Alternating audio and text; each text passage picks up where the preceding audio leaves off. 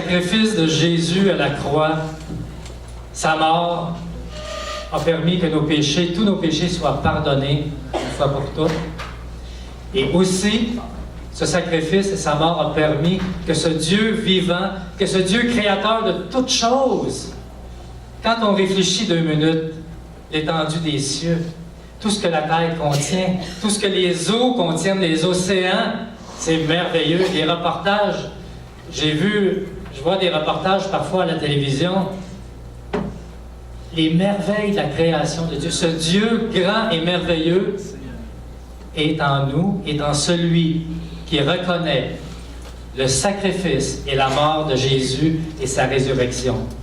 Si tu confesses de ta bouche le Seigneur Jésus, et si tu crois dans ton cœur que Dieu l'a ressuscité des morts, tu seras sauvé. Alors, s'il y a des gens sauvés ce matin, eh bien, vous avez Dieu en vous. L'ennemi n'a pas sa place, et nous marchons de victoire en victoire, de bénédiction en bénédiction, et de gloire en gloire. C'est un fait. Maintenant, dans la vie de tous les jours, il y a des combats.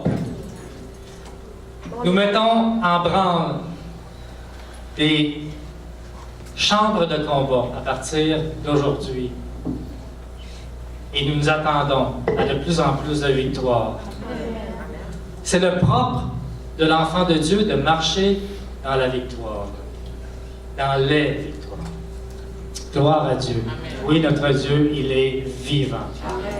Plus, et nous sommes plus que vainqueurs en Jésus. C'est la parole de Dieu qui le dit. Croyons-le, frères et sœurs. Oui, dans le psaume 20, versets 2, 3 et 4, il est écrit, la parole de Dieu dit, que l'Éternel t'exauce au jour de la détresse, que le nom de Dieu de Jacob te protège, que du sanctuaire il t'envoie du secours, que de Sion il te soutient, qu'il se souvienne de toutes tes offrandes. Prions-le.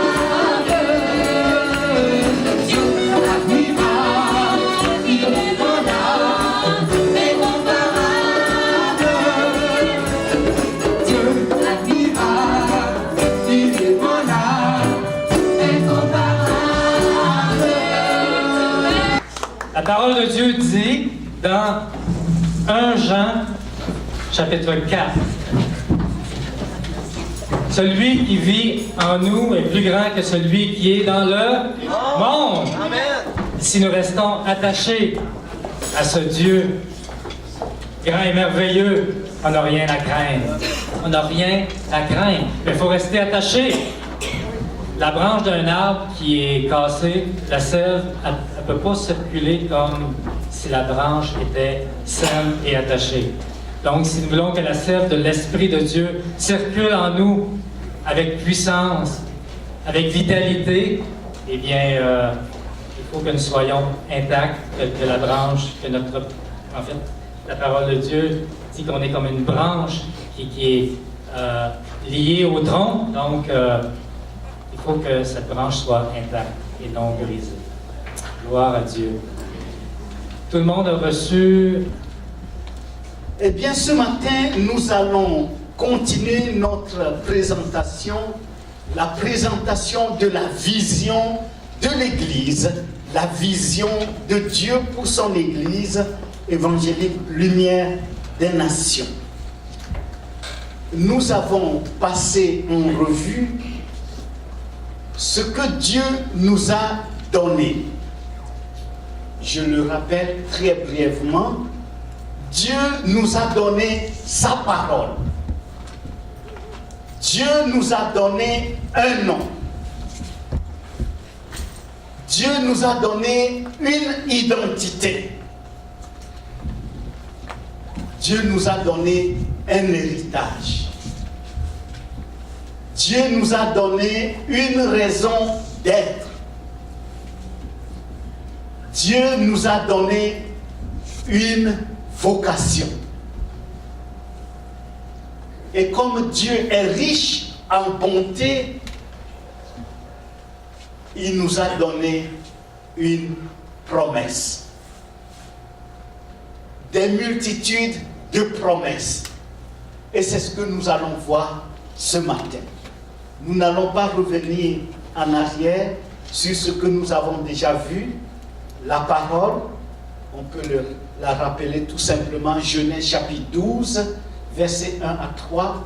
C'est la parole que Dieu a adressée à Abraham. C'est la parole que Dieu a donnée à l'Église évangélique lumière des nations. Dans le jeûne et la prière, et Dieu a donné un nom à son Église, lumière des nations, Église évangélique lumière des nations. Dieu nous a donné une identité, un héritage, l'héritage d'Abraham, n'oublions pas, et Dieu nous a donné une raison d'être, et Dieu nous a donné une vocation, et comme Dieu est riche en bonté, il nous a donné des promesses. Passons en revue et examinons les Écritures pour voir les promesses que Dieu lui-même a données à son Église. Ainsi, Dieu fait appel à notre foi. Dieu nous demande de marcher par la foi et non par la vue, afin que sa parole se confirme et que nous puissions être témoins oculaires que Dieu tient parole, que Dieu est le véritable, comme c'est écrit dans Apocalypse chapitre 19, verset 11 à 14, même jusqu'au verset 15, où les noms du Seigneur sont énumérés. Il est la parole de Dieu, il est le véritable, il est le fidèle. Vive le Seigneur. Quelles sont les promesses que Dieu a faites à son Église? Nous avons commencé à étudier les promesses que Dieu a données à son Église. La toute première promesse que Dieu a donnée à son Église, c'est le réveil. Un grand réveil. Le réveil. À vue humaine, peut-être vous allez dire, mais comment est-ce possible? Lorsque nous allons chaque été au parc Jacques-Cartier, les gens ne veulent pas entendre parler de Dieu, les gens ne veulent pas recevoir même des Nouveaux Testaments, des gens refusent. Ce n'est pas notre problème. Ce n'est pas notre problème. Nous ne pouvons pas assumer une responsabilité qui n'est pas la nôtre. Lorsque Dieu a dit Dieu a dit à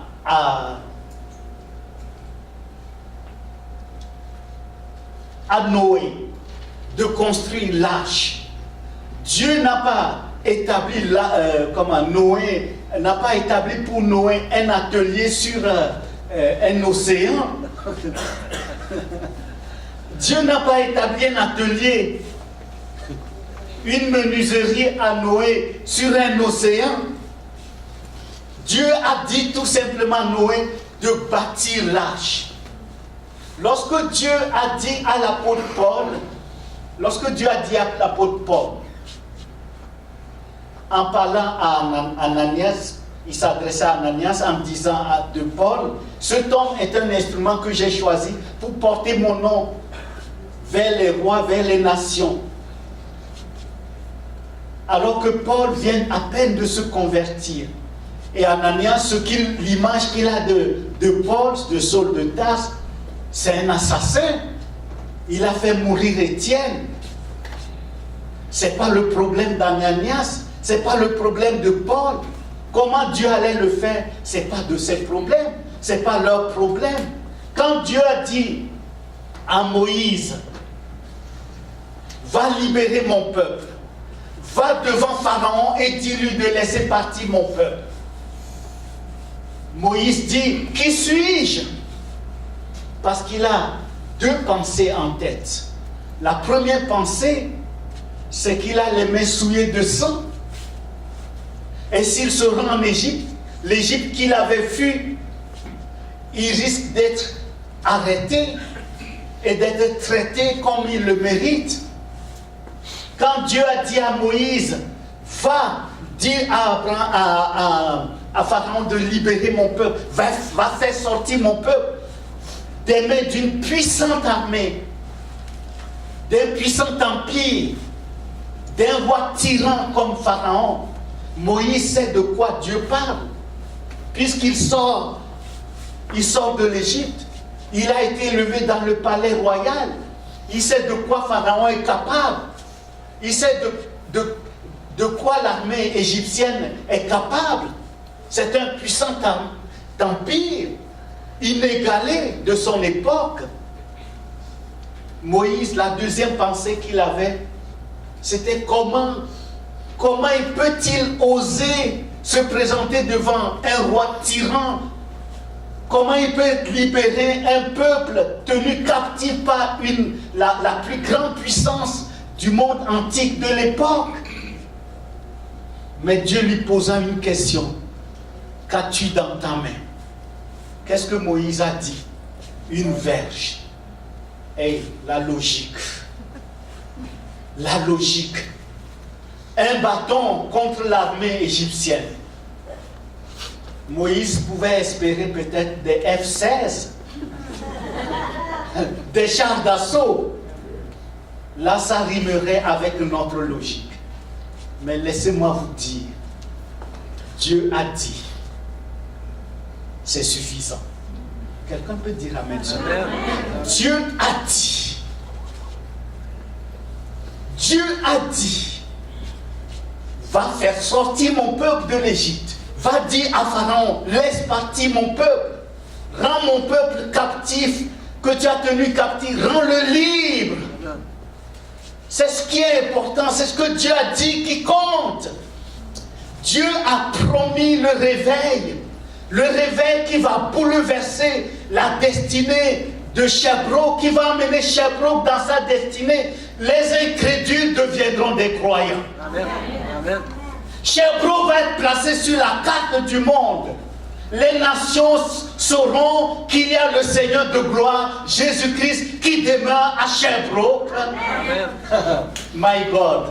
Vos familles qui ne veulent rien savoir deviendront des serviteurs et des servantes du Seigneur.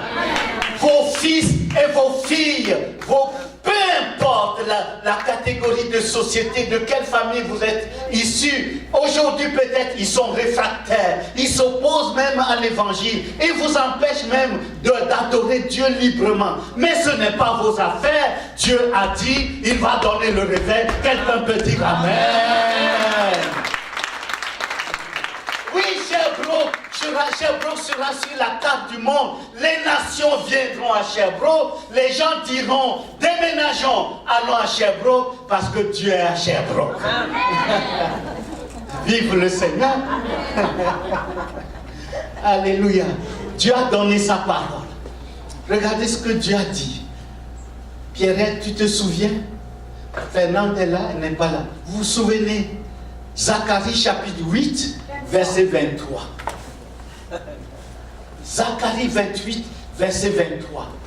Et le contexte de ce passage. Zacharie, son nom en hébreu veut dire Dieu se souvient. C'est le nom, la signification du nom de Zacharie. Dieu se souvient. Dieu se souvient de sa parole. Dieu se souvient de son engagement. Dieu se souvient de sa promesse. À l'époque, le peuple d'Israël disait Dieu nous a oubliés. Oui, ils étaient tenus captifs. Ils étaient à Babylone. Ils ont été déportés. La ville de Jérusalem était en ruine. Même les murailles. Le temple de Salomon, le temple Dieu de Salomon était en ruine. Les femmes cherchaient de quoi nourrir leurs enfants. Les enfants demandaient de l'eau, demandaient de quoi vivre. Mais il n'y en avait point. Rien. Dieu a tenu parole. Il a dit à Jérémie, dis à mon peuple qui est tenu captif à Babylone, Jérémie chapitre 29, dis-leur, écris-leur, de ne pas se précipiter, de chercher à retourner en Israël, de rester à Babylone pendant 70 ans. Et après 70 ans, dit le Seigneur, je vous ramènerai dans votre pays. Et qu'est-ce que Dieu va faire? Lisez Esdras chapitre 1er, nous sommes à l'école des Saintes Écritures.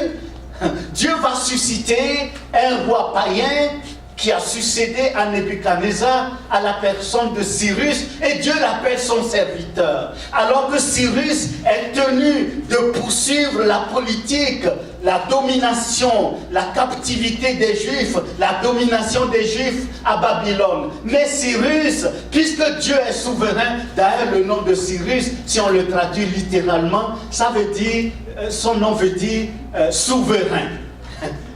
Souverain. Dieu est souverain. Dieu va démontrer sa souveraineté. Il va se servir de Cyrus.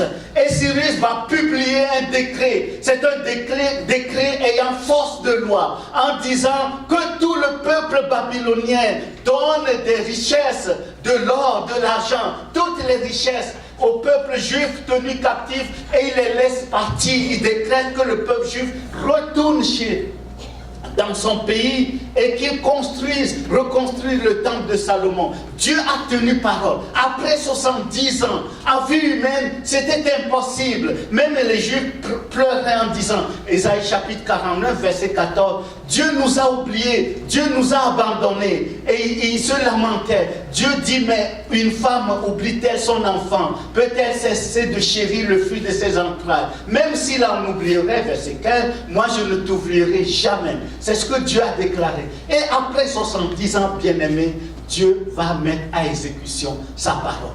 Dieu ne dit pas et puis ne fait pas. Dieu dit et il fait. Amen. Dieu de parole, Dieu d'action. Dieu de promesse, Dieu de fidélité. Amen. Que le nom du Seigneur soit béni. Amen. Peu importe, Dieu a promis un réveil. Le réveil qui va bouleverser l'histoire de Sherbrooke. Le réveil qui va amener Sherbrooke, qui va s'aligner, qui va aligner Sherbrooke dans la destinée que Dieu a préparée pour cette ville. Que le nom du Seigneur soit béni. Et les nations viendront, des multitudes viendront de partout pour voir ce qui se passe à Sherbrooke. Nous bénissons le Seigneur pour sa promesse. Non seulement le Seigneur a promis le réveil, il a promis une clinique médicale. Nous l'avons vu la dernière fois. Non seulement il a promis une clinique médicale, il a promis aussi un collège biblique. Nous l'avons déjà vu. Gloire à Dieu. Dieu a promis le réveil, le collège biblique, une clinique médicale, où nous ne serons pas des discoureurs, comme ceux qui disent « Ah, ne faites pas ceci ». Oui, nous prendrons en charge les femmes qui seront portées d'avorter. Nous prendrons en charge les enfants qui ne sont pas désirés, mais désirés de Dieu. Ainsi, en amont, nous couperons, nous allons mettre terme à l'effusion de sang, des sangs des innocents. Ainsi, nous mettrons fin à l'irruption de la malédiction. Parce que lorsque les femmes avortent, elles traînent sur elles le poids de la malédiction, parce que Dieu a dit, tu ne tueras point. Ne soyons pas seulement des discoureurs, soyons ceux qui assument leurs responsabilités. L'Église de Dieu est là pour être témoin du Seigneur, pas comme des discoureurs, mais ceux qui démontrent. Quand Jésus, Dieu nous a démontré, quand Dieu nous a manifesté son amour, qu'est-ce qu'il a fait? Il a démontré par un acte, selon Romains chapitre 5, verset 8. Dieu prouve son amour envers nous en ce que nous étions encore des pécheurs. Christ est mort pour nous.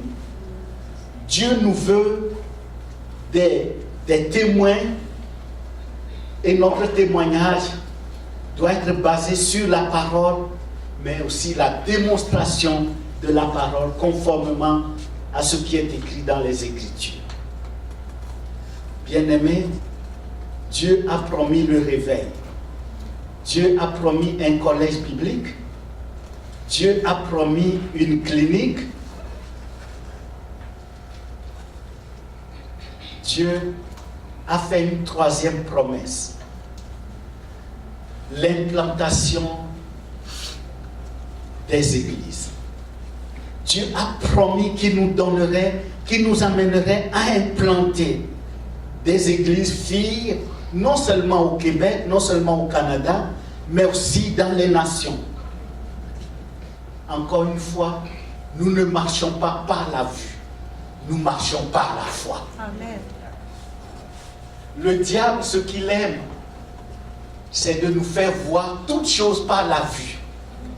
Mais gloire à Dieu, de ce que Dieu nous appelle à marcher par la foi. La foi est synonyme de confiance. La foi est synonyme du regard porté non pas sur les circonstances ni les situations, mais le regard détourné des situations est porté sur le maître des situations, le maître de l'histoire, le Seigneur de gloire Jésus-Christ. Nous savons, selon les Écritures, dans Actes chapitre 1, verset 8, le Seigneur a dit ceci aux apôtres lorsqu'ils avaient les regards fixés sur le Seigneur. Lorsqu'ils étaient dans l'inquiétude, et lorsque le Seigneur parlait des temps à venir, la fin des temps, les apôtres demandaient au Seigneur, est-ce en ce temps-là que tu vas rétablir Jérusalem? Le Seigneur les remet en place et dit, cela ne vous appartient pas de le savoir quand le Père a désigné, a fixé de sa propre autorité. Mais vous recevrez une puissance, la puissance du Saint-Esprit. Vous recevrez ma puissance, littéralement. Vous recevrez mon autorité. Vous recevrez mon onction. L'onction du Saint-Esprit. Vous recevrez ma marque. Vous recevrez mon nom par l'Esprit. Vous recevrez ma grâce. Et vous serez mes témoins dans votre environnement immédiat, dans votre environnement sociologique qui était Jérusalem, en Judée, Samarie et jusqu'aux extrémités de la terre. Le Seigneur Jésus a tenu parole. Il n'a pas laissé les apôtres fonctionner par eux-mêmes. Il a envoyé le Saint-Esprit comme il a promis dans Jean chapitre 14, comme il a promis dans Jean chapitre 16, versets 1 à 12. Et les apôtres vont recevoir du Seigneur son onction. Parce que le Seigneur, dans Jean 16, il dit, le Saint-Esprit prendra ce qui est de moi et vous le transmettra, vous le communiquera. Le Saint-Esprit est venu, il a pris ce qui est de Jésus.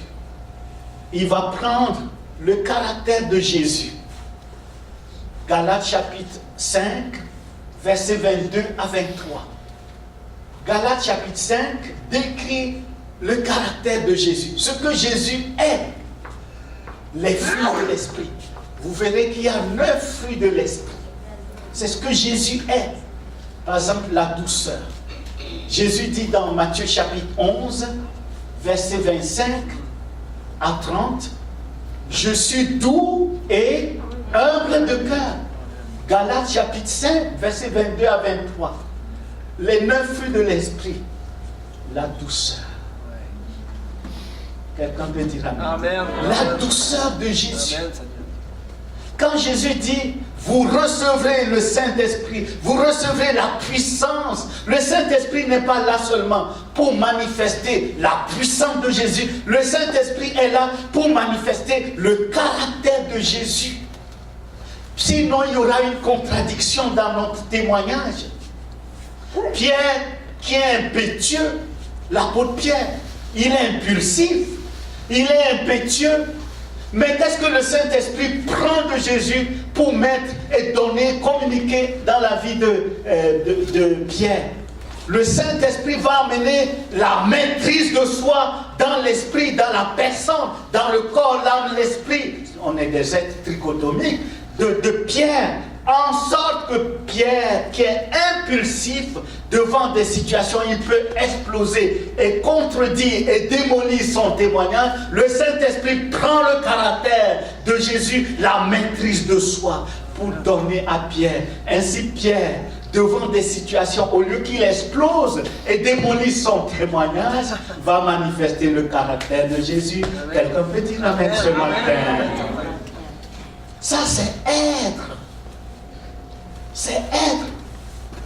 Le Seigneur veut que nous soyons ces témoins, que nous implantons des églises. Son église, son œuvre, c'est lui qui le fait au travers de nous. Mais il faut que nous reflétions ce que lui, il est. Les 9 fruits de l'esprit, le caractère de Jésus. Sinon, comme le font souvent nos frères et sœurs, en mettant l'accent sur la manifestation de l'esprit, il faut l'être. Il faut être avant de faire. Ce que nous allons faire ne doit pas contredire ce que nous sommes. Ce que nous sommes doit refléter, avoir une cohésion avec notre être, c'est-à-dire le caractère de Jésus en nous. C'est ce que les gens voient en premier et par la suite, ce que nous faisons.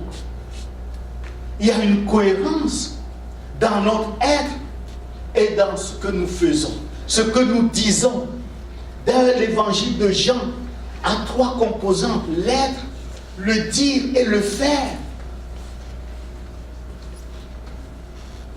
Quand le Seigneur dit, vous recevez une puissance, le Saint-Esprit va venir, va nous donner l'autorité, la puissance, l'onction du Seigneur Jésus. Il va prendre ce qui est du Seigneur Jésus pour nous le communiquer, nous transmettre, pour nous donner le caractère de Jésus.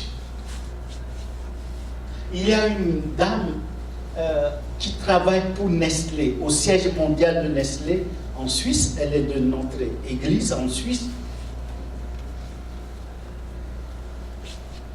La majorité du personnel de Nestlé s'est converti au Seigneur alors qu'elle a de la difficulté à s'exprimer. Elle est très retenue. Pourquoi? Parce que devant des situations difficiles où tout le monde explose, où les gens viennent parfois à s'échanger des coups,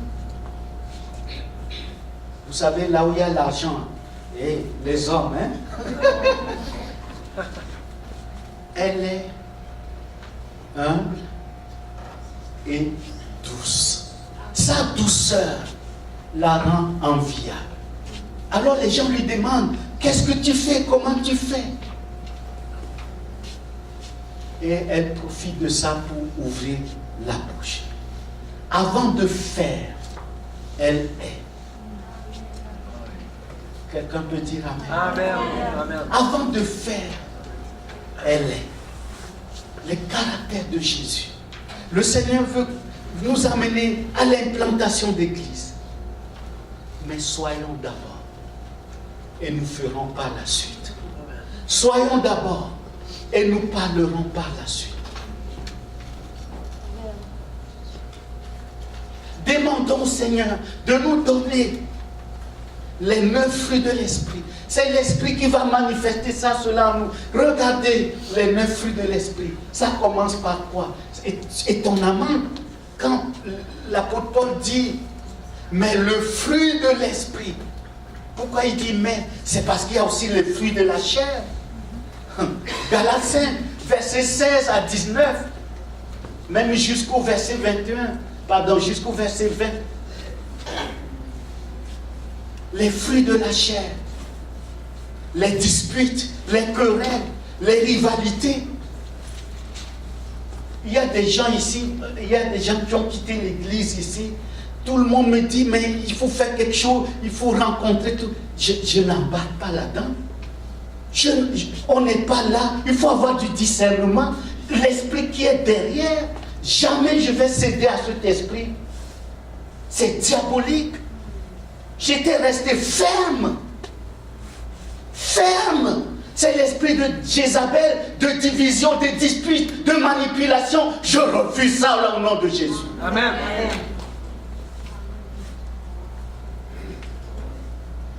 Je sais comment l'Esprit Saint va travailler après. Le Seigneur me l'a promis, je ne vous ai jamais dit ça. Combien de gens vont revenir ici pour se repentir? Le Seigneur m'a donné sa parole. Il me l'a promis. Que le nom du Seigneur soit béni. Amen. Le caractère de Jésus. Cherchons à être. Recherchons ce que Jésus est. C'est un proverbe chinois qui dit, ce que tu es parle plus fort que ce que tu dis.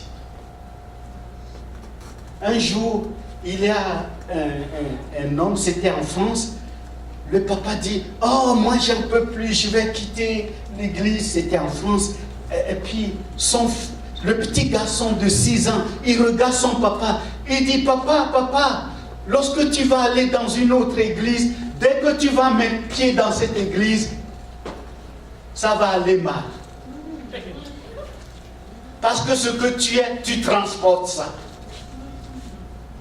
Le papa réfléchit, ça l'a amené à se repentir. Paul dit le fruit de l'esprit. Il dit l'article définit le, parlant d'un seul fruit.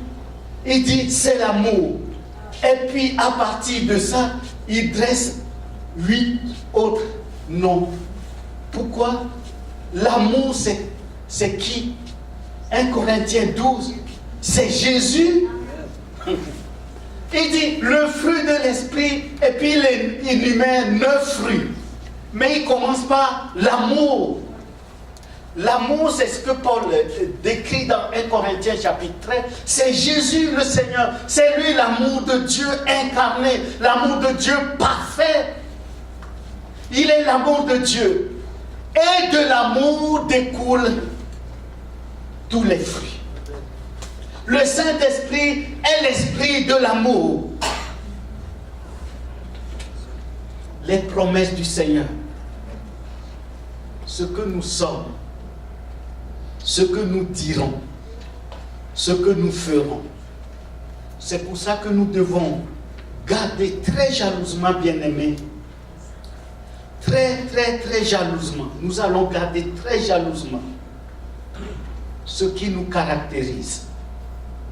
Une église de famille, une famille du Seigneur, une église composée des familles, une église de famille qui vit l'Esprit du Seigneur, qui vit l'amour de Dieu. Bien-aimés, recherchons ardemment les fruits de l'Esprit. Amen. Oui, Dieu a promis qu'il va nous amener à implanter plusieurs églises partout. Ça va découler du réveil, j'en suis certain. Mais ce qu'il nous faut faire, recherchons aujourd'hui ce que Jésus est. Recherchons ce que Jésus est. Vous vous souvenez, lorsque le Seigneur avait dit aux apôtres, ne quittez pas Jérusalem, restez dans la chambre haute. Et ils se sont réunis à la chambre haute. Et ils priaient sans arrêt. Ils priaient sans arrêt. Quand le réveil, quand l'Esprit du Seigneur est descendu, l'Esprit de Pentecôte, la fête de Pentecôte, le centre de la fête de Pentecôte, en hébreu, c'est la moisson, la fête de la moisson. Ce que Dieu voulait montrer, c'est qu'il veut moissonner son peuple, moissonner des nations, moissonner des multitudes. Mais les apôtres avaient un sérieux problème qui peut détruire tout ce que le Seigneur veut faire avec eux. Luc chapitre 24. Si nous lisons Luc chapitre 24, Luc 22, excusez-moi, Luc chapitre 22, du verset 24 au verset 27, les apôtres avaient un sérieux problème. Ils portaient tous le fruit de la chair. Rivalité. Qui va être plus grand? Ils imitaient les gens du monde. Mais qu'est-ce que le Seigneur dit? Que le plus grand parmi vous soit celui qui sert. Qui est le plus grand? Celui qui est assis à table ou celui qui sert? Ils ont répondu, celui qui est assis à table. Oui, c'est le roi, l'empereur qui est assis à table et les esclaves le servent. C'est ce que le Seigneur voulait démontrer. Ou bien les riches ont des esclaves. Jamais les riches vont servir les esclaves. C'est les esclaves qui servent les riches. Le mot qui est utilisé, c'est doulos, qui veut dire esclave, serviteur. Mais comment les apôtres peuvent-ils implanter des églises, amener le nom du Seigneur à Jérusalem, en Judée, en Samarie, en Judée et jusqu'aux extrémités de la terre, s'ils portent les fruits de la chair, la rivalité, l'envie, la recherche d'une vaine gloire, cela démolirait leur témoignage, cela amènerait la contradiction. Qu'est-ce que le Seigneur a fait? Il les a amenés à son école, l'école du Saint-Esprit. Qu'est-ce que Pierre a fait? Pierre qui se croyait le plus grand, disant, Seigneur, même si tous te renient, moi je ne te renierai pas. Qui est-ce qui a renié Jésus? C'est Pierre. Vive le Seigneur. Qui est-ce qui travaillait pour les Romains? L'argent. Qui était collecteur d'impôts? C'est Matthieu. Qui est-ce qui luttait pour se débarrasser? Par sa force humaine, bien sûr. Par la chair, il luttait pour se débarrasser des colonisateurs, les Romains. C'est qui? Simon le Zélote. Le Saint-Esprit, le Seigneur va amener tous ses apôtres, ses disciples, il va les amener à l'école du Saint-Esprit. Le fruit, le résultat de cette école, Pierre va écrire ceci. 1 Pierre chapitre 5, versets 5 à 8. Soumettez-vous.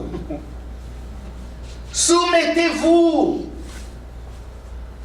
Et il dit, Dieu résiste aux orgueilleux, mais il fait grâce à qui?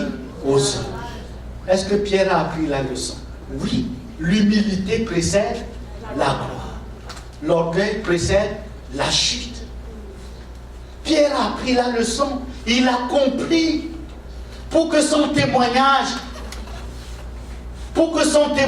tienne la route et soit conforme à la pensée de la parole de Dieu, conforme à la pensée de son maître, le Seigneur Jésus-Christ, il faut que Pierre se dépouille des œuvres de la chair, la rivalité, prétende être supérieur à d'autres, prétende être le plus fort. Mais il a appris la leçon. C'est ainsi que le Seigneur peut se servir de Pierre, Actes chapitre 2, lorsqu'il prêche devant la foule et que les cœurs étaient vivement touchés et la foule s'écria, « Hommes frères, que devons-nous faire ?» Vive le Seigneur. Répentez-vous et faites-vous baptiser. Et il ajoute, et recevez la promesse qui a été faite. Cette promesse, elle est pour vous et pour vos enfants, vos descendants. Il n'a pas parlé de promesse de prospérité, il a parlé de la promesse du Saint-Esprit. Actes chapitre 2, il faut bien lire le texte.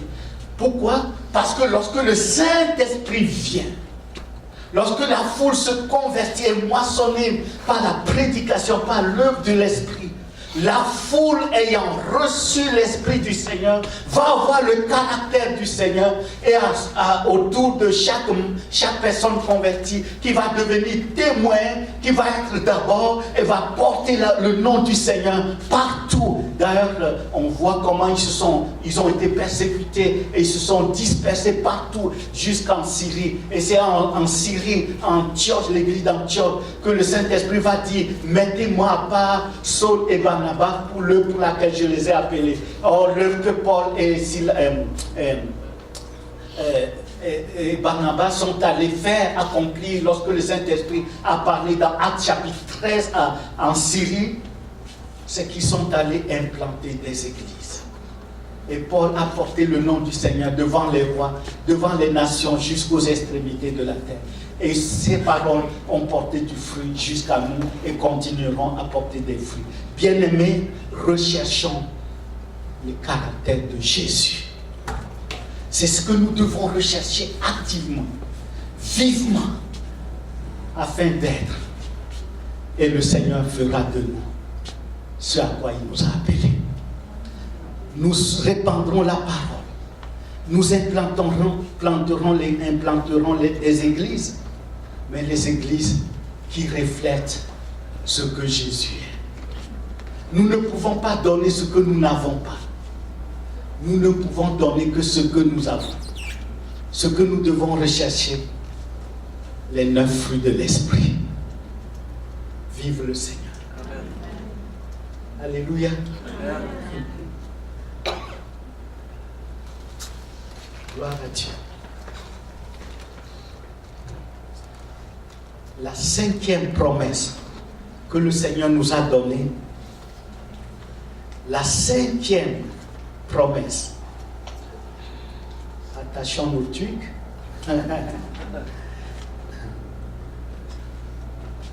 Daniel, tu peux montrer l'image, s'il te plaît. 5e promesse.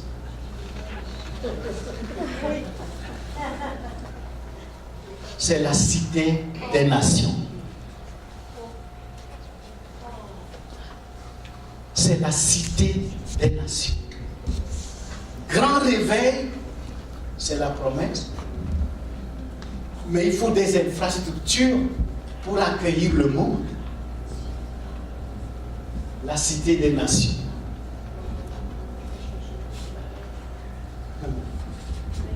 C'est un grand centre de vie. Un centre de vie qui accueillera des milliers de fidèles par service multiples, de multiples célébrations.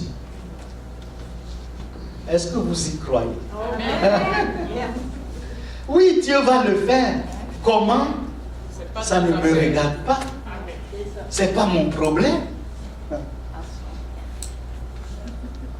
Un centre de vie multifonctionnel, célébration multiple, orchestre symphonique, école de langue, école de louange, école académique, école de ministère, école des arts et musique, école de prière, centre sportif, centre de transport, multimédia, internet, télé, radio, secrétariat multilingue, librairie, café, resto. Et il n'y a pas que ça. La liste est longue. Parce qu'il y a aussi le volet économique. Vous allez me dire, mais pasteur, tu rêves. Dieu rêve. C'est Dieu qui rêve.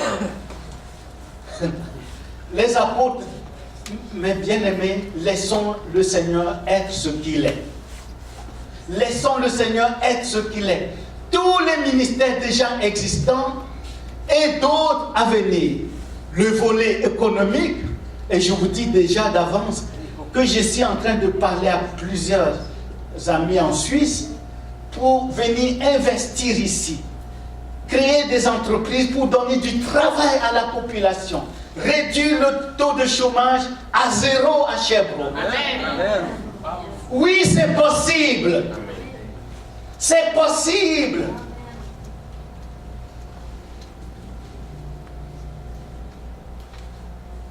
Si vous aimez l'agriculture, il y a la place pour vous. Si vous aimez l'élevage, il y a la place pour vous. Pourquoi continuer à aller acheter des chèvres, continuer à acheter des agneaux auprès des éleveurs, tellement d'argent qu'on ne jette pas les fenêtres toutes les fois qu'au mois de septembre, nous faisons les méchouis. Pourquoi ne pas faire l'élevage? Pourquoi ne pas s'occuper des familles? Pourquoi ne pas prendre des jeunes? Parfois, je reçois des téléphones des organismes juridiques qui me demandent d'intervenir. Oui, Dieu a fait grâce. Je lui donne toute la gloire. Entendons bien. Je lui donne toute la gloire. Dieu a fait grâce. Je suis intervenu plusieurs fois pour des jeunes qui ont fait des vols à main armée, qui devaient être jetés en prison. Dieu dans sa grâce, quand je suis intervenu, ces jeunes ont évité la prison et aujourd'hui, ils sont aux études. Amen. Nous pouvons nous impliquer dans la vie de la société, comme c'est écrit, Jérémie chapitre 29, verset 7. Recherchez le bien de la ville que vous habitez. Recherchez le bien de la ville que vous habitez. Et si vous lisez à partir du verset 4, puisque nous sommes à l'école des Saintes Écritures, à partir de Jérémie 29, à partir du verset 4, Dieu dit ceci: cultivez des jardins, plantez des jardins. Ne diminuez pas là où il parlait de la démographie. Multipliez là où vous êtes. Ne diminuez pas. Mariez vos fils et vos filles. Il parle de l'économie. Plantez des jardins. À l'époque, c'était l'agriculture primaire. Plantez des jardins. Récoltez et mangez-en les fruits. Il ajoute au verset 7, recherchez le bien de la ville que vous habitez. Priez en sa faveur, car votre bonheur dépend du sien. Or, si vous lisez la suite, puisque nous sommes à l'école des Saintes Écritures, Jérémie 29, verset 11, Dieu dit ceci: je connais les projets que j'ai formés sur vous. Projets de paix et non de malheur. Mais d'abord, la recherche du bien de la ville précède ce que Dieu a formé comme projet. Si vous aimez l'élevage, il y a la place pour vous. L'élevage biologique. Oui, pourquoi pas des oies? Ça va, Daniel? Mon oncle Sylvain, ça va? Oui. Pourquoi pas? J'ai même prié, je vous le dis. J'ai demandé à Dieu de nous donner un microclimat. Lorsqu'on va avoir du réveil, Seigneur, donne-nous un microclimat, qu'on n'aille pas seulement en Floride commander des fruits, qu'on puisse planter des abricots, qu'on puisse mettre toutes sortes de fruits, qu'on devienne devient des exportateurs de fruits et légumes. Quelqu'un peut dire amen, s'il vous plaît. Des abricotiers, on peut en planter des cerisiers, on peut en planter des bananiers. Vous allez dire, mais pasteur, tu es malade. Je suis guéri. J'ai la guérison de Jésus. J'ai le virus du Saint-Esprit. Tout est possible à celui qui croit. Marthe dit à Jésus, Jean chapitre 11, Marthe dit à Jésus, mon frère Lazare, il sent déjà, il est en décomposition. Ça fait depuis 4 jours qu'il est enseveli. En plus, c'est au Moyen-Orient, il fait chaud, le corps ne peut pas supporter. En une seule journée, le corps est déjà en décomposition. Mais ce n'est pas un problème pour le Seigneur. Tout est possible. Et le Seigneur dit à Marthe, ne t'ai-je, Jean chapitre 11, verset 40 à 40, ne t'ai-je pas dit, si tu crois, tu verras la gloire de Dieu. Est-ce que quelqu'un peut croire ce matin? Tout simplement croire à ce que Jésus a dit. Jean chapitre 11, toujours le même chapitre, Jean chapitre 11, verset 25, Jésus a dit, je suis la résurrection et la vie. Celui qui croit en moi, même s'il meurt, il vivra. Même si c'est 100 ans après, il vivra. Pourquoi? Pourquoi? Il y a quoi même? Les Ivoiriens disent. Il y a quoi même? C'est où le problème, mes bien-aimés? C'est où le problème? C'est où le problème? Nous pouvons croire que le Seigneur Jésus, par le réveil, il peut faire de Sherbrooke. Il peut faire de Sherbrooke une cité exemplaire, un aéroport exemplaire. Une maison de guérison exemplaire. Où les médecins viennent passer des stages, comment guérir les malades? Oui, c'est possible.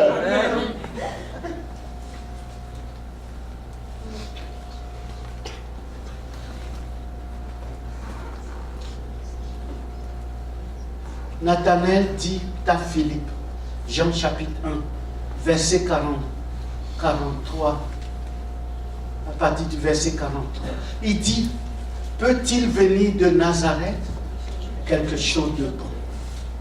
Est-ce que Jésus a argumenté? Est-ce que Philippe a argumenté? Non, Philippe a dit tout simplement, viens et vois. Et quand Nathanaël est entré dans le laboratoire de Jésus, qu'est-ce qu'il a dit? Je reconnais que tu es le fils de David. Tu es le roi d'Israël.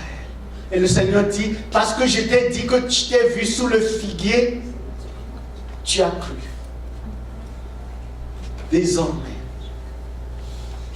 tu verras les anges monter et descendre sur le Fils de l'homme.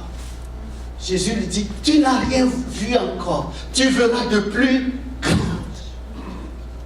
Pourquoi nous demandons ce qui est déjà fait? Pourquoi nous demandons ce que les gens voient? Pourquoi demandons du jamais vu? Amen. Demandons du jamais vu, mes bien-aimés. Demandons du jamais vu. Seigneur, tu m'écoutes, fais-moi grâce, je t'en supplie, comme je t'ai demandé, du jamais vu. Amen. Zacharie chapitre 43, verset 10 à 13. Dieu dit, vous êtes mes témoins. Et il dit au verset 13, j'agirai qui s'y opposera. 1 Corinthiens chapitre 2, verset 6 à 16. Même quand Paul dit, ce que l'œil n'a point vu, ce que l'oreille n'a point entendu, en nous Dieu nous l'a révélé par l'Esprit. Or, l'Esprit du Christ habite en nous. Mes bien-aimés, rêvons pour le Seigneur. Croyons. Oui, croyons. Dimanche prochain, nous allons continuer à étudier la suite de la promesse. Bien-aimés, Sherbrooke n'est pas oublié par Dieu. Si pour vous, Sherbrooke ne veut rien dire, dans le cœur de Dieu, Sherbrooke égale gloire. Sherbrooke égale bénédiction. Sherbrooke égale giga, méga projet de Dieu. Sherbrooke égale giga, méga réveil.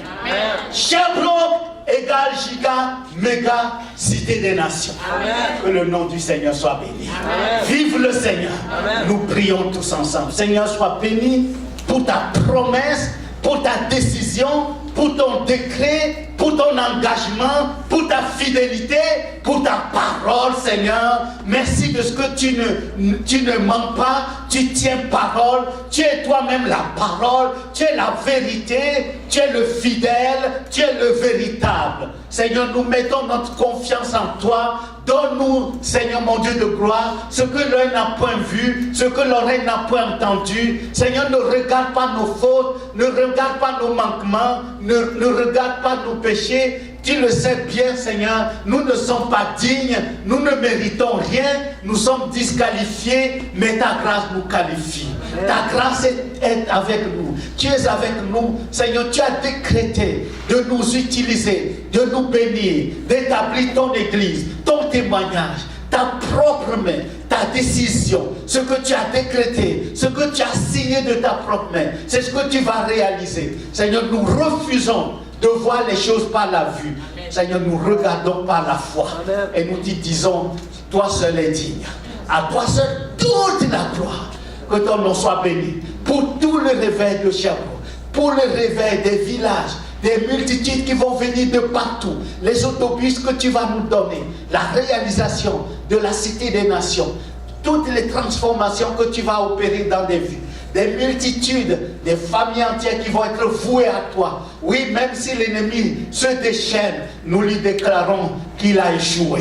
Au nom de Jésus, nous les déclarons. Nous déclarons au puissant des ténèbres que Jésus-Christ, le Fils de Dieu, est l'autorité de l'Église lumière des nations. Il est la tête, il est le chef, il est le fondement, il est le fondateur, il est le propriétaire, il est la destinée et il est le but de son Église. Que ton nom soit béni, soit loué au nom de Jésus. Et l'Église de Dieu dit Amen, Amen et Amen. Vive le Seigneur, vive le Seigneur.